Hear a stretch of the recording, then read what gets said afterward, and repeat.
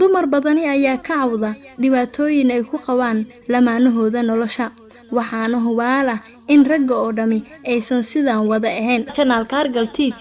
ayaa idiin soo gudbin doona 5 su'aalood oo ku muujinaya biseelka lamaanahaaga iyo inuu u qalmo guur iyo in kale lambarka koowaad ayaa ah ma kugu jeesjeesaa haddii jawaabtaadu ay tahay haa waxaa ogaataa inuu yahay qof aan u bisleen oo aan u qalmin noloshaada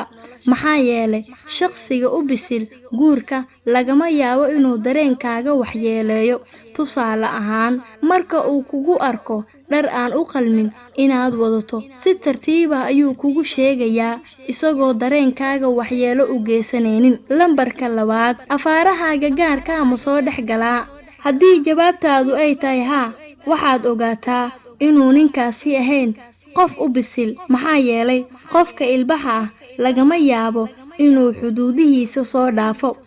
waxa uuna aaminsan yahay inuu shay gaar ah ku yahay sidaasi ayuuna kugu tixgeliyaa lambarka saddexaad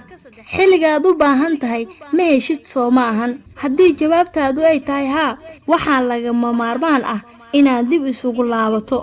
maxaa yeelay haweeneydu waxay inta badan jeceshahay ninka go'aanka leh ee hal eray oo qura yaqaano sababtoo ah raganimadu waa go'aan qaadasho dareenkaaga ma tixgeliyaa haddii jawaabtaadu ay maya tahay ninka bisil ee ilbaha ah dareenka qofka kale daciifnimo uma arko waxa uuna qiimeeyaa sidoo kale kolba xaaladda aad marayso ha noqoto dareen farxadeed ama mid murugo qodobka shanaad ee ah midka ugu dambeeyo qadarin iyo qiimeyn gooni ah ma ku siiyaa